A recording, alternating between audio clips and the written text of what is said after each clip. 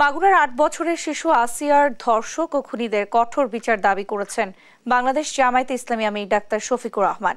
বৃহস্পতিবার বিকালে রাজধানীর মণিপুর বালক উচ্চ বিদ্যালয়ে বাংলাদেশ জামায়াতে ইসলামী ঢাকা মহানগরী উত্তরের মিরপুর পূর্ব থানার উদ্যোগে আয়োজিত ইফতার মাহফিল অনুষ্ঠানে প্রধান অতিথির বক্তব্যে তিনি এই দাবি জানান। বলেন, দেশকে কোরআন হাদিসের আলোকে গড়ে তুললে দুর্নীতি ও দুঃশাসন থাকবে না, মানুষ মর্যাদার সাথে বসবাস করবে, যুবকরা কর্মসংস্থান পাবে।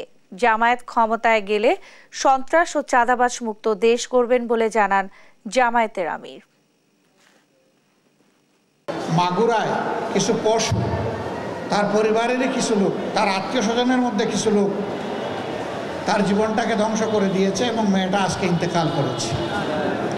আমরা দোয়া করি আল্লাহ তাআলা তাকে জান্নাত নসিব করুন, তার আপনজনদেরকে এই শোক বহন করার তৌফিক দান করুন এবং আমরা আজকের এই মাহফিল থেকে ওই সমস্ত খুনি, ধর্ষক এবং ধর্ষণের সহযোগিতাকারীদের কঠোর শাস্তি আমরা দাবি করছি।